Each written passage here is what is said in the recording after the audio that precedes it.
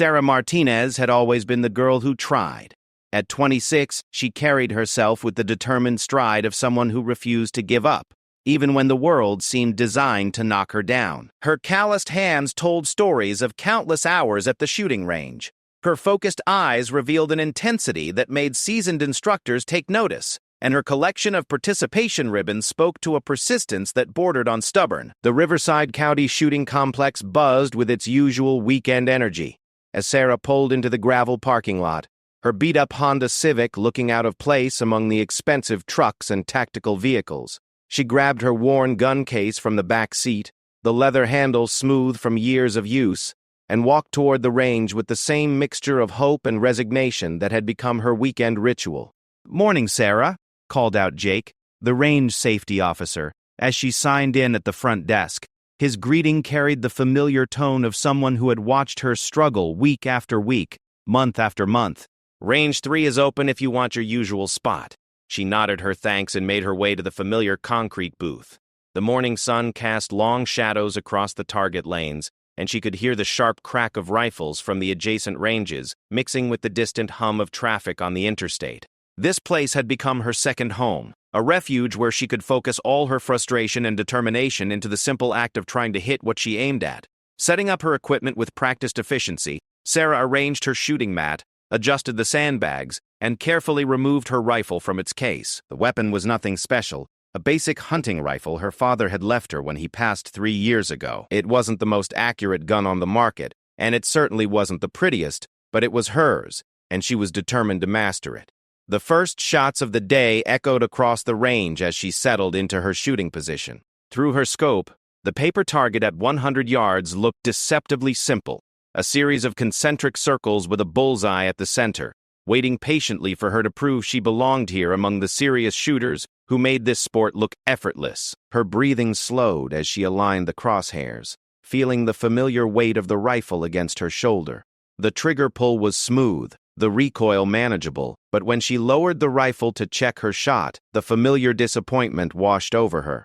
The hole in the paper was several inches from center, another addition to the scattered pattern that had become her signature. "Focus, Sarah," she whispered to herself, chambering another round. "You can do this." But the next shot wasn't much better, nor was the one after that. By the time she had fired 20 rounds, the target looked like it had been attacked by an angry woodpecker with no particular aim or strategy. She set the rifle down and rubbed her eyes, feeling the weight of another failed session settling on her shoulders like a familiar blanket.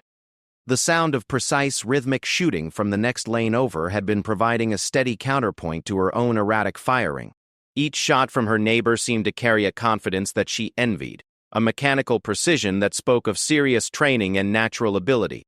When a temporary ceasefire was called for target changes, she couldn't help but glance over at the shooter, who had been making it look so easy. He was not what she expected. Instead of the typical weekend warrior in expensive tactical gear, she saw a man in his early 30s with an economy of movement that suggested military training. His setup was professional but not flashy. His rifle well-maintained but not customized with every available accessory. When he retrieved his target from the 100-yard line, even from a distance she could see the tight grouping of holes clustered around the bullseye. "Impressive shooting," she said as they passed each other on the way back to their positions. He paused, studying her with eyes that seemed to catalog details automatically. "Thanks. I noticed you've been working pretty hard over there. How long have you been shooting?" The question stung a little, probably because it implied her lack of progress was obvious even to strangers. "About 2 years seriously. My dad taught me the basics before he died, but I'm trying to get good enough for some local competitions." 2 years is still pretty new," he said, his tone neutral but not dismissive. "Competition shooting is a different beast than casual target practice. Mind if I ask what kind of groups you're getting?" Her groups weren't really groups at all, more like scattered hopes across the target face. "Still working on consistency," she admitted. He nodded thoughtfully, as if her diplomatic answer told him everything he needed to know. "I'm Marcus, by the way. Marcus Chen." "Marcus Chen. Sarah Martinez. Nice to meet you, Sarah. If you don't mind me saying, I watched a few of your shots and you've got good form. Your fundamentals look solid." She almost laughed at that. If her fundamentals were solid, Why couldn't she hit the broadside of a barn consistently? Thanks, but my targets would disagree with you. Marcus was quiet for a moment, seeming to weigh his words carefully. Sometimes the hardest part isn't the shooting itself. It's getting out of your own head long enough to let your body do what it knows how to do. Before she could ask what he meant by that, the range officer called for the line to go hot again, and Marcus returned to his position. But his words stayed with her as she settled back behind her rifle, getting out of her own head. She realized she spent so much time thinking about each shot, analyzing every variable, second-guessing every decision, that she might be overthinking herself right out of accuracy. The afternoon wore on with the usual mixture of near misses and complete failures. Sarah's frustration mounted with each disappointing target, and she found herself gripping the rifle tighter, trying to force the precision that seemed to come so naturally to others. By the time the sun was beginning its descent toward the western hills, she was ready to pack up and call it another wasted day. That's when Marcus appeared beside her shooting bench, his own session apparently complete. "Rough day?" he asked, though her demolished targets made the answer obvious. "Story of my life," Sarah replied, beginning to pack her equipment with perhaps more force than necessary. "I don't know why I keep coming back here. Some people just aren't cut out for this." Marcus studied her for a moment, then glanced at her rifle and shooting setup. "Can I show you something?" She paused in her packing, surprised by the offer. "I guess so." Instead of reaching for her rifle, Marcus pointed to a small rock about 30 feet away, just outside the shooting area. "See that rock over there? The gray one about the size of a tennis ball?" Sarah nodded, wondering where this was going. "I want you to point at it with your finger, like you're giving directions to someone." Feeling slightly foolish but curious enough to play along, Sarah extended her arm and pointed at the rock. "Now, without moving your hand, tell me how you aimed. Did you line up your fingertip with your eye? Did you calculate the angle? Did you think about the mechanics of pointing?" "No," Sarah said slowly, beginning to understand. "I just looked at it and pointed." Your brain and body worked together automatically to put your finger exactly where you wanted it to point. You didn't overthink it, you didn't second-guess yourself, and you didn't try to force precision through muscle tension. Marcus moved to her rifle, still packed in its case. "May I?" She nodded, and he carefully removed the weapon, checking to ensure it was unloaded before handling it with the respectful efficiency of someone who understood firearms intimately. "The human body is an incredible machine for hand-eye coordination," he continued, shouldering the rifle and aiming at the distant target through the scope. "But somewhere between childhood and adulthood, we convince ourselves that precise tasks require conscious control of every tiny movement. We try to micromanage our muscles instead of trusting our natural abilities." He lowered the rifle and looked at her directly. "I've been watching you shoot today, and every time you pull the trigger, I can see the tension in your shoulders, the way you're fighting the rifle instead of working with it. You're trying so hard to be perfect that you're preventing yourself from being good." The observation hit home harder than Sarah expected. She had been fighting, struggling against every shot, as if the rifle was an opponent rather than a tool. "So what do I do about it?" she asked. Marcus handed the rifle back to her. "Tomorrow, if you're willing, come back here at the same time. But don't bring any targets. Don't bring your shooting mat. Don't bring anything except the rifle and some ammunition. What are we going to shoot at without targets?" "That's the point," Marcus said with a slight smile. "We're going to shoot without worrying about where the bullets go. We're going to focus on the process instead of the results, on the feeling instead of the scoring." At days, Sarah felt a mixture of skepticism and intrigue. Everything she had read about improving marksmanship emphasized the importance of measuring progress, analyzing shot groups, and methodically working toward better scores. The idea of shooting without caring about accuracy seemed almost counterproductive. "Trust me," Marcus added, as if reading her doubts. "I know it sounds backward, but sometimes you have to stop trying so hard to succeed before you can actually succeed." As they walked toward the parking lot together, Sarah found herself studying Marcus more carefully. There was something about the way he carried himself, the casual confidence in his movement, that suggested more than weekend hobby shooting. When he mentioned that he would be back tomorrow at the same time, she noticed he didn't ask about her schedule or make the suggestion contingent on her availability. It was stated as fact, as if he somehow knew she would be there. "Can I ask what your background is?" she said as they reached their vehicles. You obviously know what you're talking about when it comes to shooting. Marcus paused with his hand on his truck door. I spent some time in the military, special operations.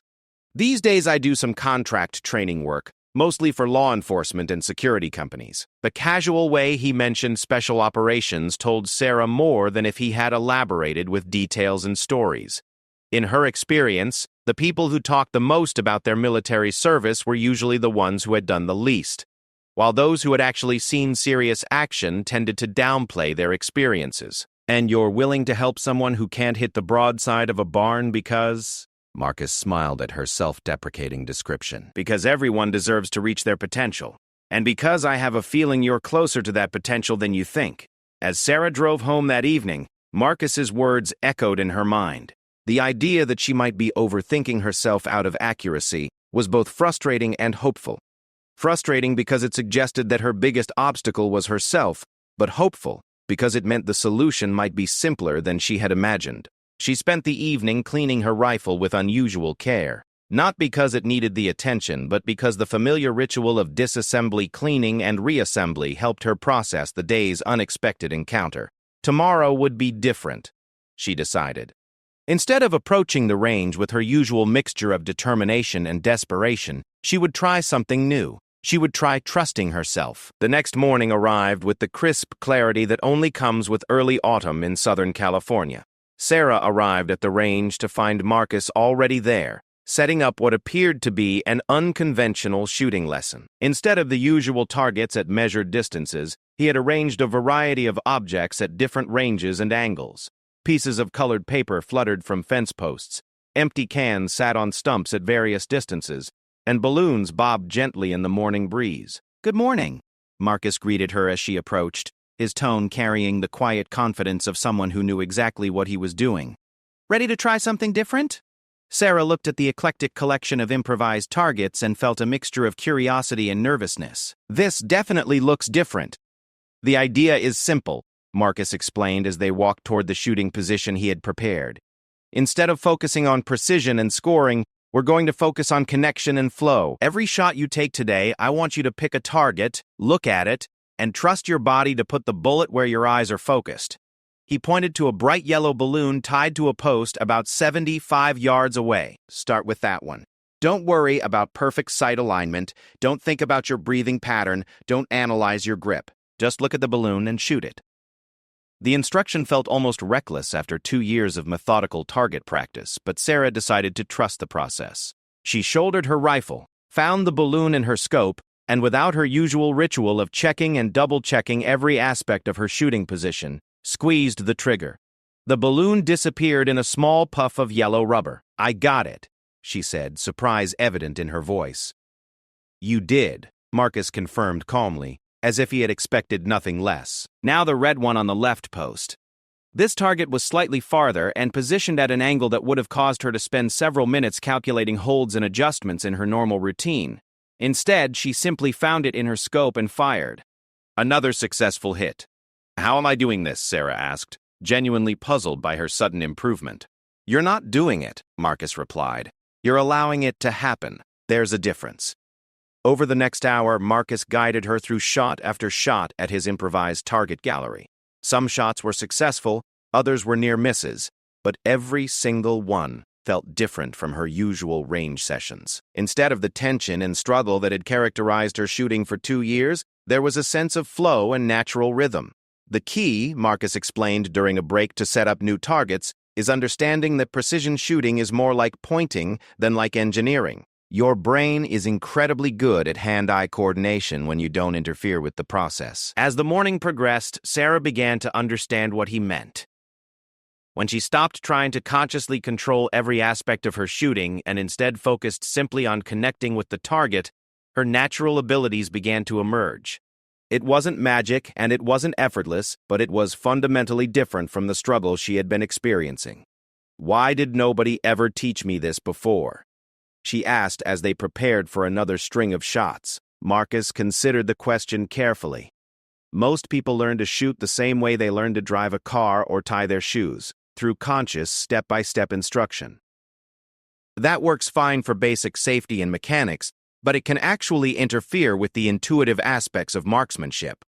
He gestured toward the distant targets. Think about a professional athlete. A basketball player doesn't consciously calculate the arc of every shot or think through the mechanics of their jump. They practice until the movement becomes natural, then they trust their training and focus on the target. The comparison made sense to Sarah in a way that all her previous instruction had not. She had been trying to think her way to better shooting when what she really needed was to feel her way to it.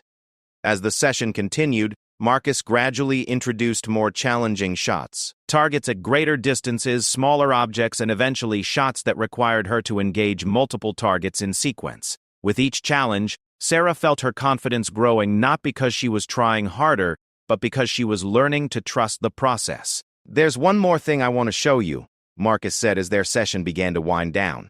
He walked over to his truck and returned with his own rifle, the same weapon she had heard him shooting with such precision the day before. "I want you to try a few shots with this," he said, offering her the rifle. Sarah accepted the weapon carefully, immediately noticing the difference in feel and balance. Where her rifle was functional but basic, this one was clearly a precision instrument. The scope was crystal clear, the trigger broke cleanly with minimal pressure, and the overall feel was of a tool designed for serious accuracy. "Take a shot at that can on the far post," Marcus instructed. "Same approach as before, just look and shoot." Sarah settled into position with the unfamiliar rifle, found the target in the superior optics, and fired. The can jumped off its post with authority. "Again," Marcus said simply. She engaged the next target, then the next, each shot feeling more natural than anything she had experienced with her own rifle. After 5 shots all successful, she lowered the weapon and looked at Marcus with a mixture of amazement and understanding. "Your rifle," she said slowly, "makes a difference, doesn't it?" he acknowledged.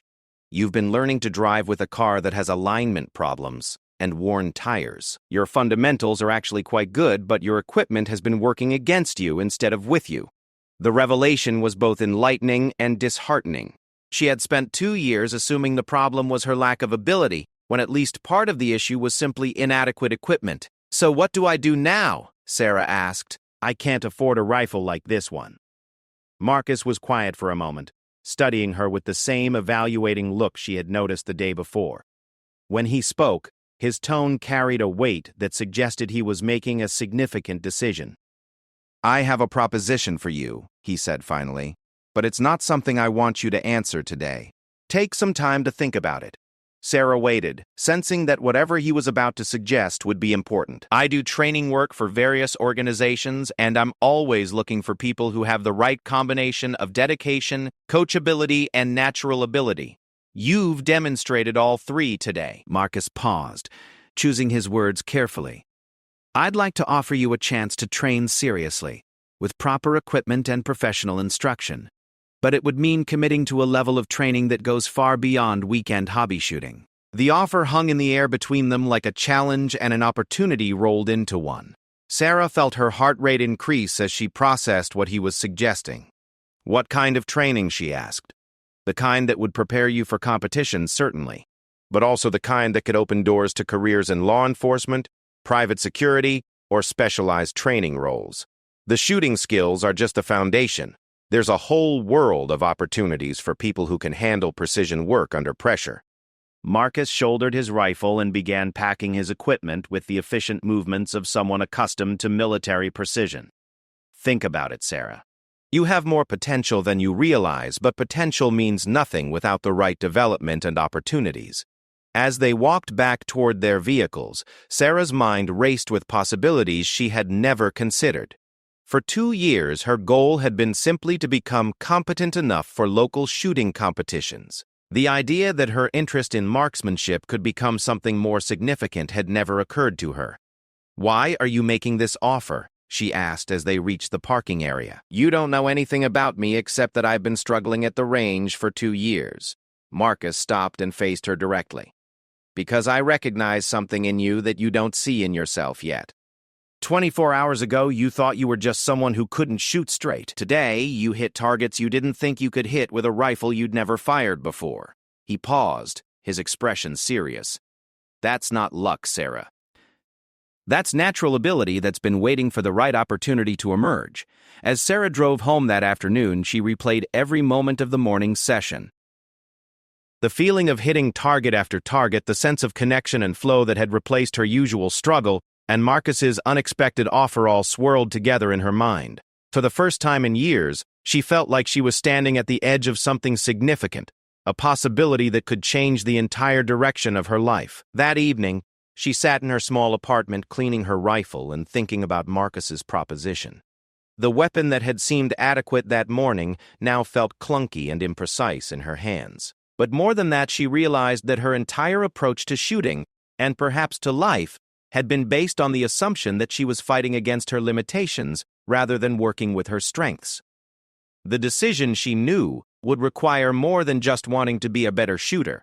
It would mean committing to a level of discipline and training that would fundamentally change how she spent her time and energy. It would mean trusting that Marcus's assessment of her potential was more accurate than her own self-doubt. But as she reassembled her rifle and prepared for bed, Sarah realized that the real question wasn't whether she was ready for serious training. The real question was whether she was ready to stop being the person who just tried and start becoming the person who succeeded. 3 days after Marcus's offer, Sarah found herself standing outside the entrance of Precision Training Solutions, a nondescript building in an industrial area she had never visited before. The morning fog was just beginning to lift from the surrounding hills, and the parking lot held a collection of pickup trucks and SUVs that suggested this was where serious people came to do serious work. She had called Marcus the previous evening, her voice steady despite the nervous energy coursing through her system. "I want to try," she had told him, and she could hear the smile in his voice when he responded, "I thought you might."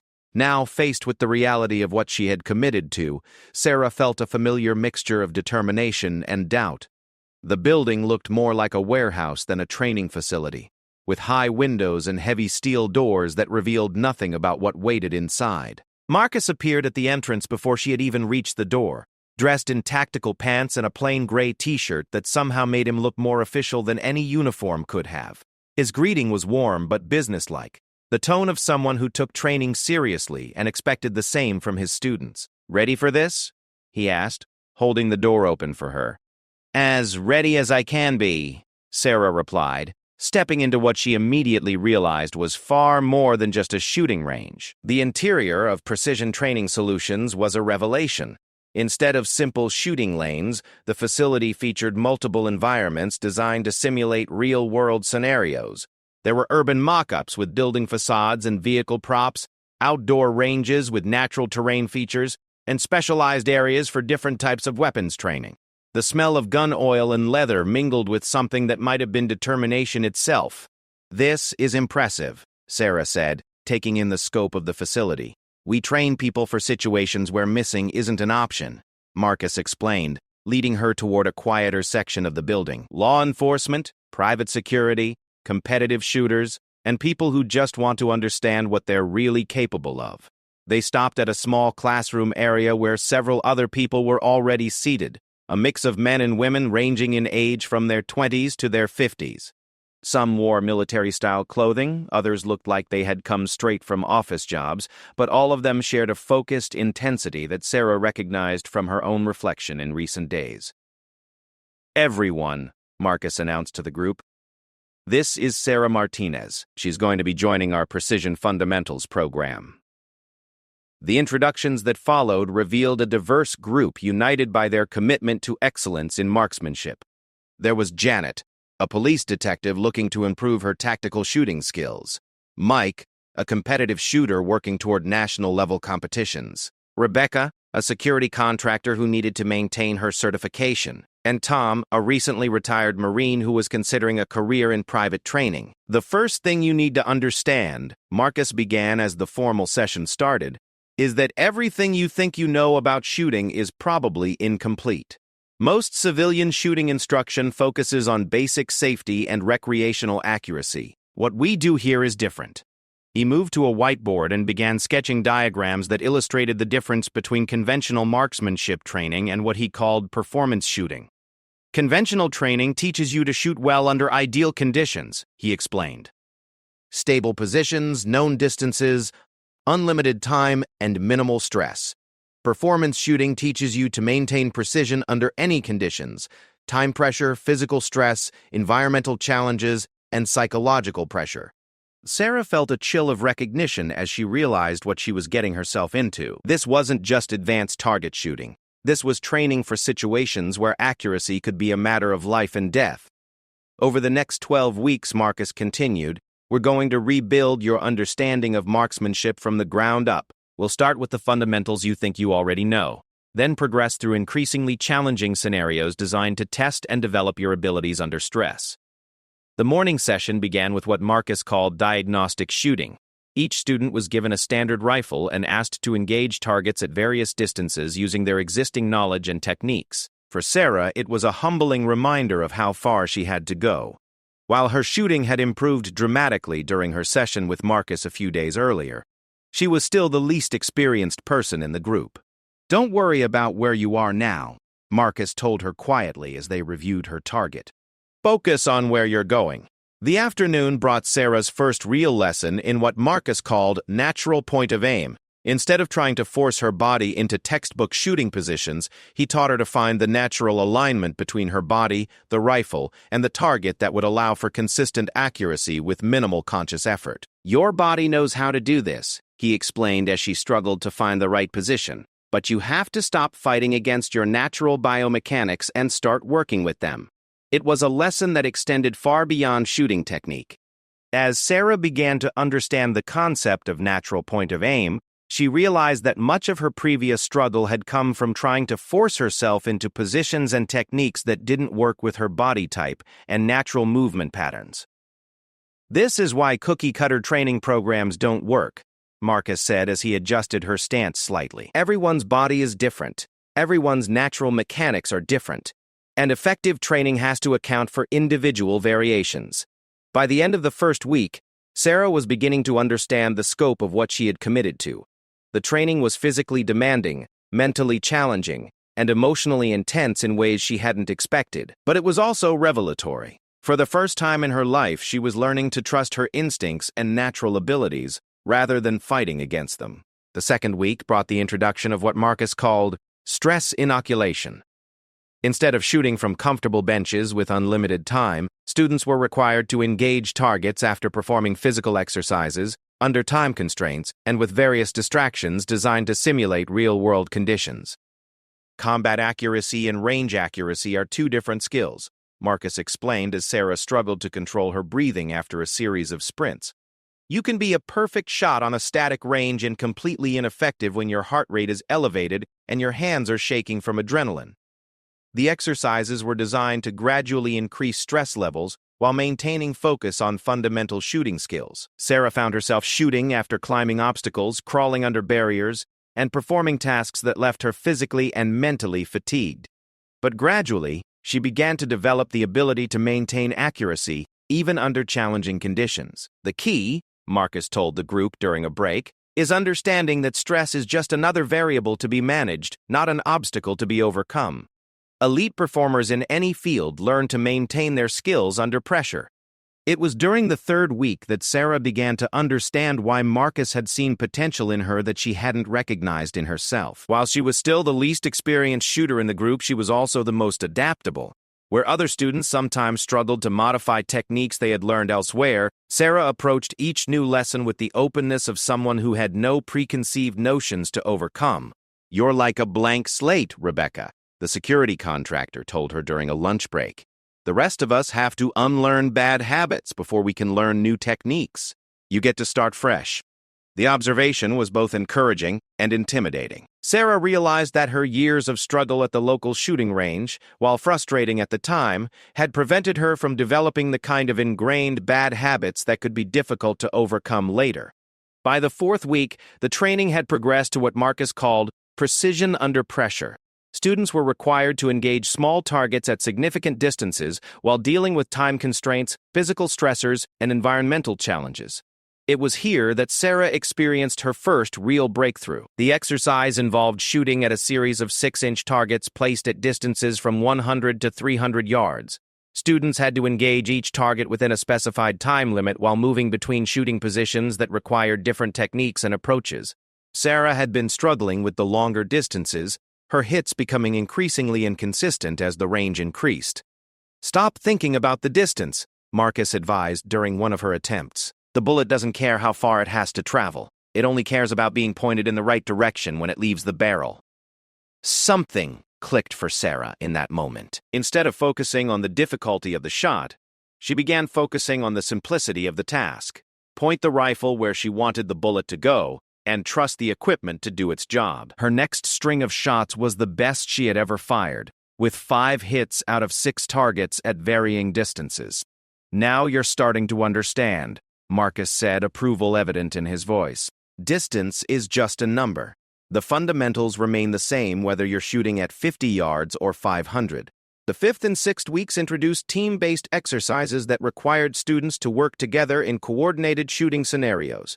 Sarah found herself partnered with Tom, the retired Marine whose experience and steady temperament complemented her developing skills and natural adaptability. "You're getting good at this," Tom told her after a particularly successful exercise. "Marcus was right about you having natural ability." "I still feel like I'm just getting lucky," Sarah admitted. Tom laughed. "That's what I used to think when I started hitting targets consistently. But luck doesn't work under pressure, and luck doesn't improve with practice. What you're developing is skill, even if it doesn't feel like it yet." The partnership with Tom taught Sarah important lessons about communication and coordination under stress. In scenarios where timing and precision were critical, she learned to maintain awareness not just of her own performance, but of how her actions affected the success of the team.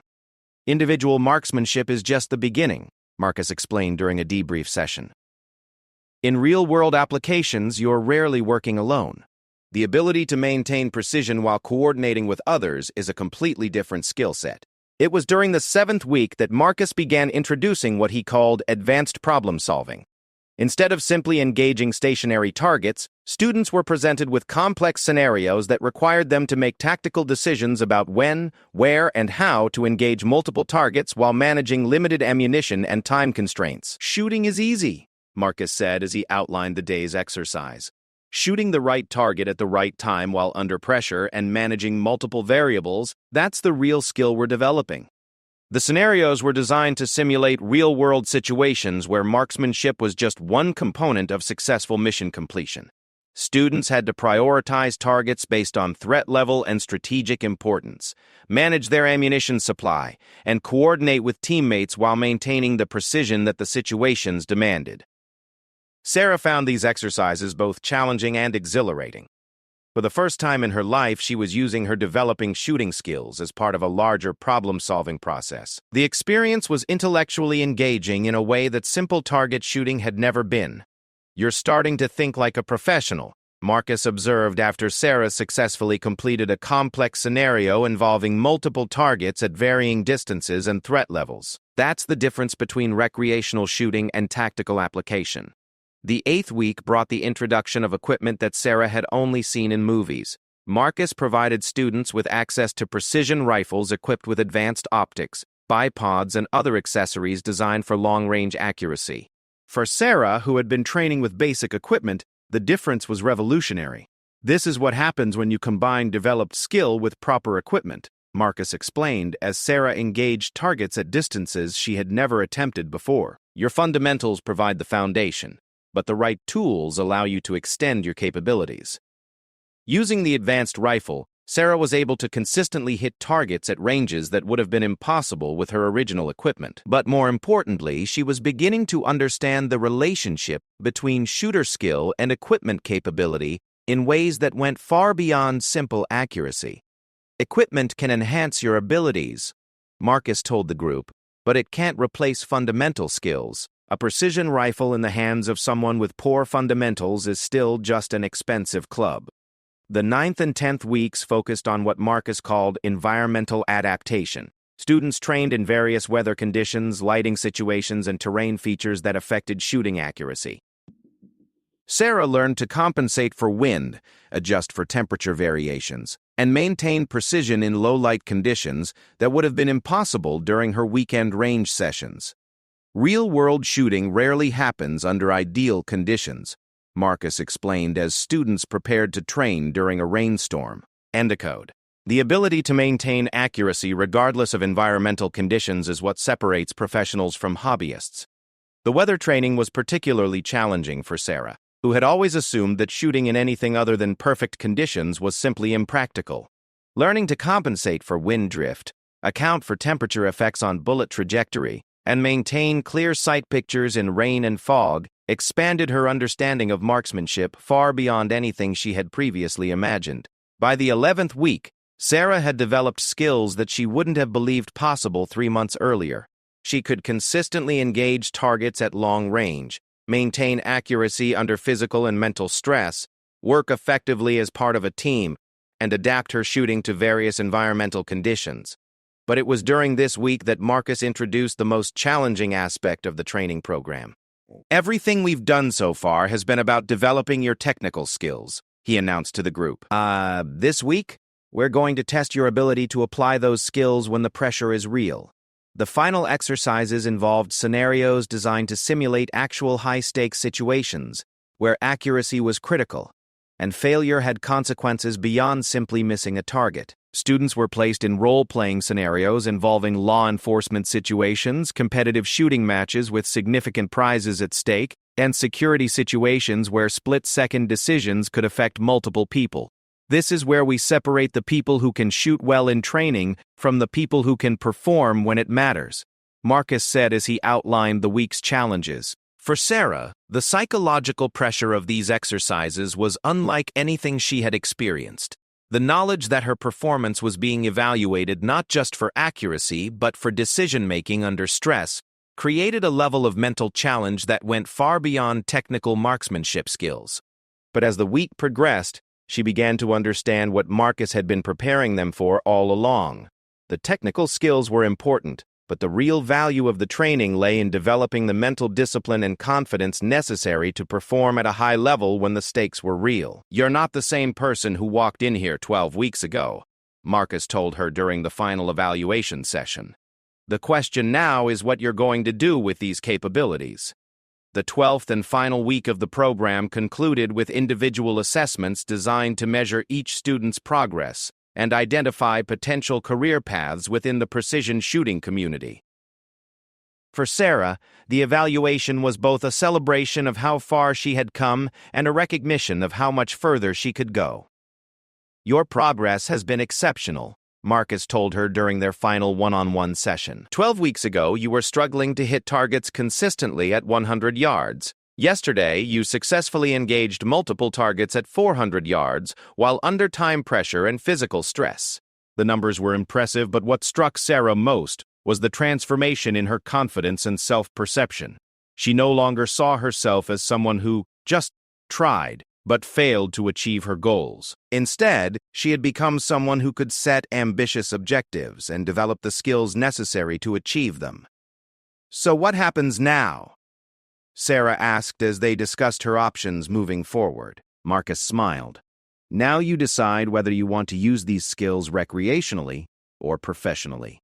There are opportunities in competitive shooting, law enforcement, private security, and training instruction for people with your abilities and attitude." As Sarah prepared to leave Precision Training Solutions for the last time as a student, she realized that Marcus's original assessment had been accurate in ways she was only beginning to understand. She had always had potential. She had simply needed the right guidance and training to develop it. The girl who had spent 2 years struggling at the local shooting range had become a precision marksman capable of performance under pressure. But more than that, she had learned something fundamental about herself and her capabilities that extended far beyond marksmanship. The same principles that had transformed her shooting, trusting natural abilities, working with rather than against her instincts, and developing skills through progressive challenge rather than simple repetition, could be applied to any area where she wanted to excel. The question now was not whether she was capable of achieving her goals, but which goals were worthy of the capabilities she had developed. 6 months after completing Marcus's training program, Sarah Martinez stood at the edge of her biggest challenge yet. The Nevada State Precision Rifle Championship represented everything she had worked toward since that first frustrating day at the Riverside County Shooting Complex. But it also represented something she hadn't expected when this journey began. the possibility of a career she had never imagined. The competition venue sprawled across several hundred acres of high desert terrain, with shooting positions and targets arranged to test every aspect of long-range marksmanship. Competitors had traveled from across the western United States, many of them sponsored shooters with professional-grade equipment and years of competition experience. Sarah felt simultaneously prepared and overwhelmed as she walked through the competitors' area, studying the setup and getting her first real look at what she was up against. "Nervous?" asked a familiar voice behind her. Sarah turned to find Marcus approaching, dressed in civilian clothes but carrying himself with the same quiet confidence she had come to associate with his instruction. Seeing him here was both reassuring and surprising. "What are you doing here?" she asked. "I'm working as a range officer for the match," Marcus explained. "But I also wanted to see how my best student performs under real competition pressure." The designation as his best student caught Sarah off guard. During the training program, she had often felt like she was struggling to keep up with more experienced shooters. The idea that Marcus considered her exceptional was both flattering and intimidating. "I'm trying not to think about the pressure," Sarah admitted. "Just focus on applying what you taught me." Marcus nodded approvingly. "That's exactly the right approach. The skills are there, the training is there. Now it's just about trusting the process and letting your abilities show." The first day of competition began with what organizers called the fundamental stage, precision shooting at known distances under time constraints. For Sarah, it was an opportunity to apply everything she had learned about natural point of aim, breathing control, and trigger management in a competitive environment for the first time. Standing at the firing line with 49 other competitors, Sarah felt her heart rate elevate as the range commands began.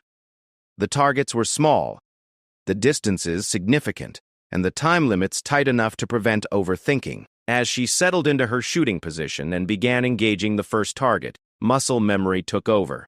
The first shot felt perfect, the kind of trigger break that seemed to happen by itself, followed by the distinctive sound of a bullet impacting steel at long range. The second shot felt equally good, then the third.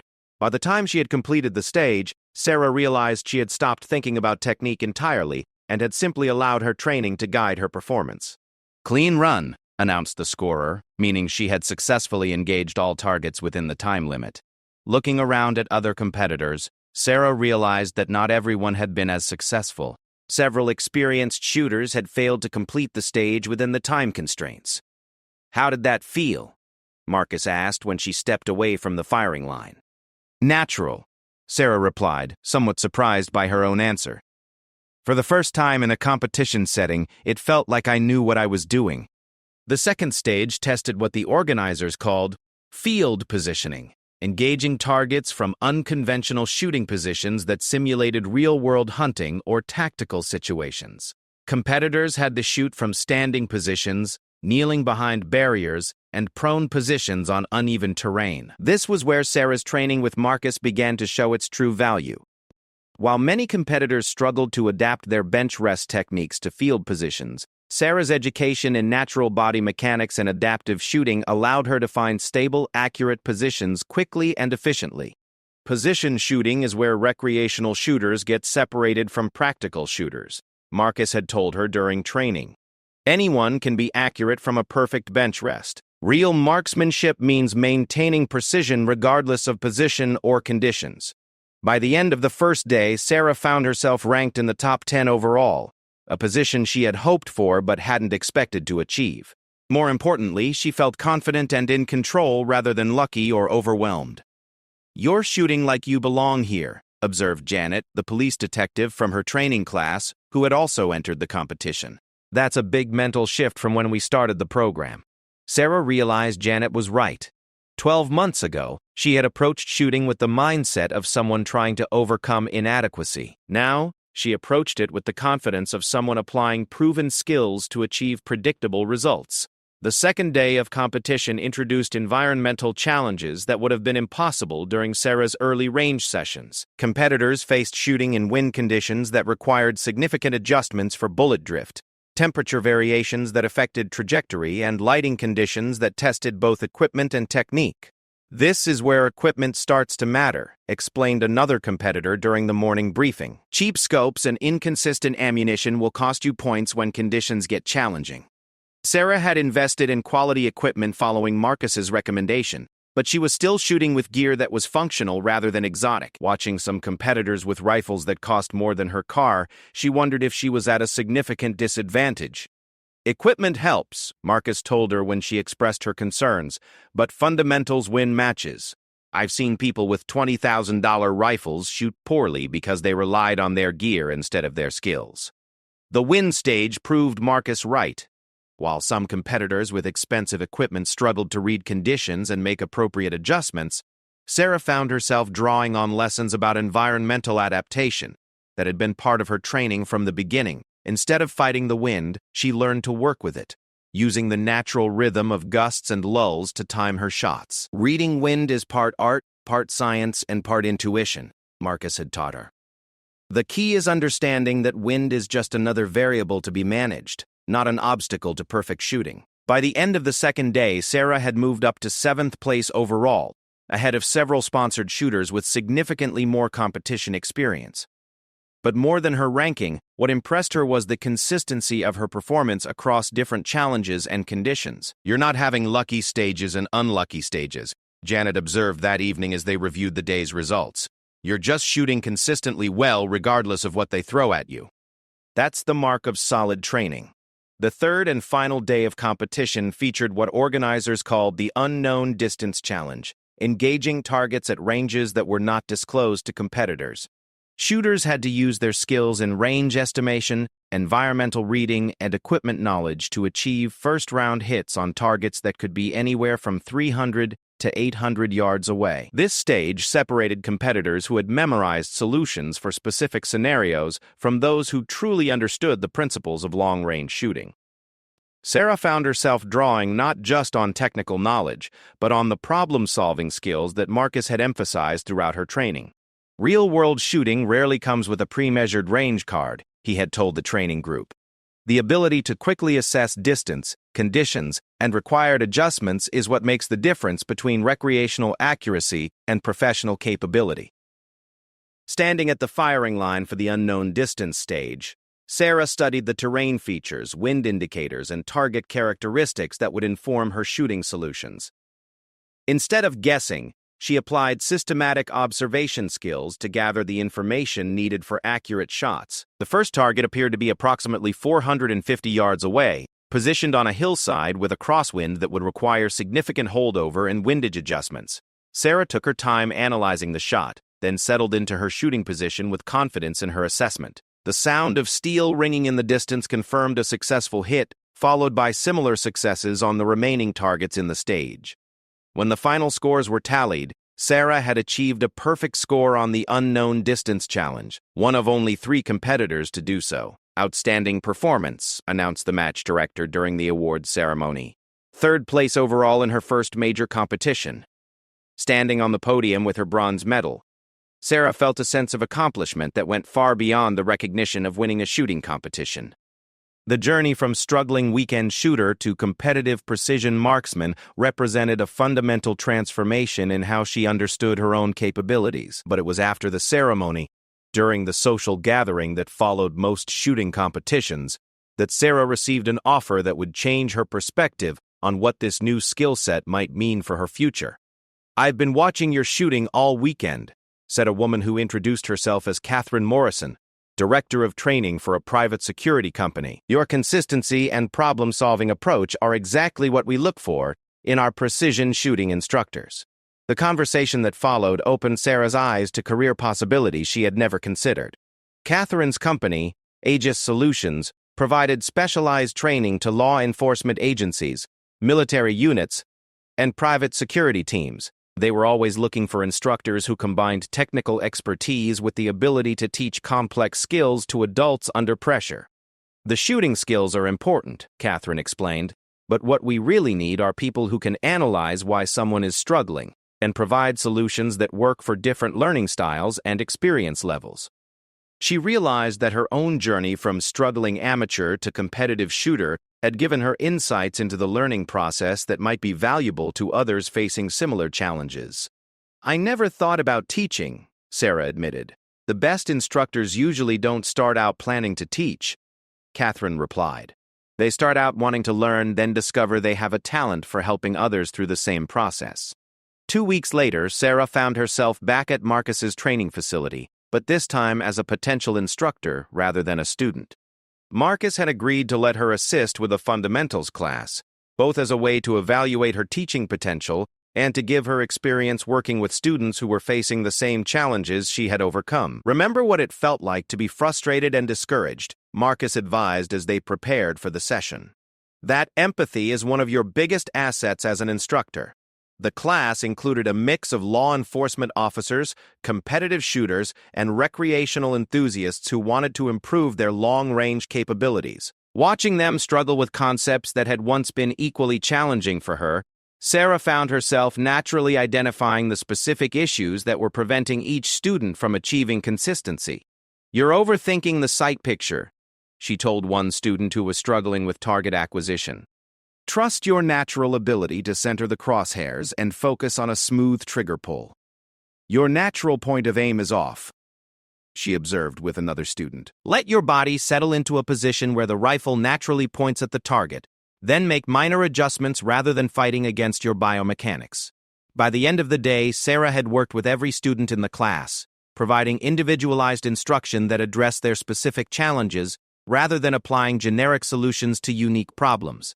"You have a gift for this," Marcus told her during the debrief session. "You can see what people are doing wrong and explain how to fix it in ways they can understand and apply."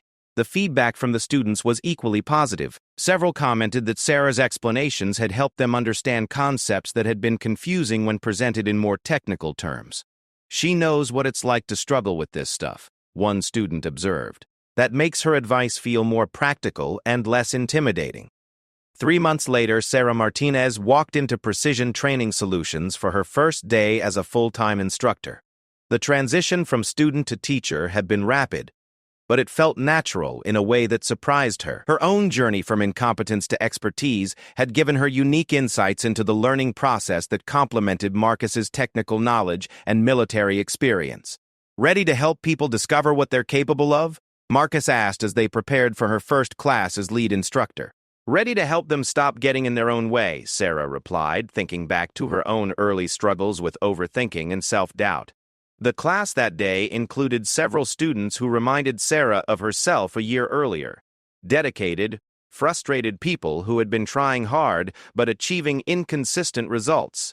Looking at their targets from the morning session, she could see the same scattered shot patterns that had once characterized her own shooting. "Everyone here has the fundamental ability to be an accurate shooter," she told the group during the midday break. "The question isn't whether you can do this, it's whether you can get out of your own way long enough to let your natural abilities emerge."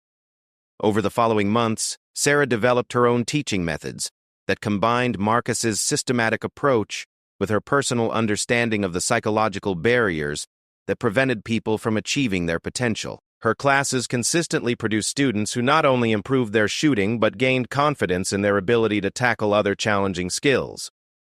"What you're really teaching them," Marcus observed after watching one of her sessions, "is that apparent limitations are often just untested assumptions about what's possible."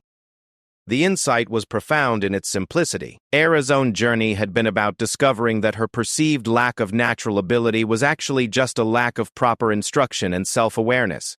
By sharing that discovery with others, she was helping them make similar breakthroughs in their own development. A year after her first competition, Sarah found herself preparing students for the same Nevada State Championship, where she had achieved her breakthrough performance. Several of her students had qualified for the competition, and she would be attending as both an instructor and a competitor. "Nervous about competing against your own students?" Marcus asked as they discussed her preparation for the match. "Excited about it," Sarah replied. "Win or lose, I know I'll be proud of how they perform." The competition was a validation of Sarah's teaching methods.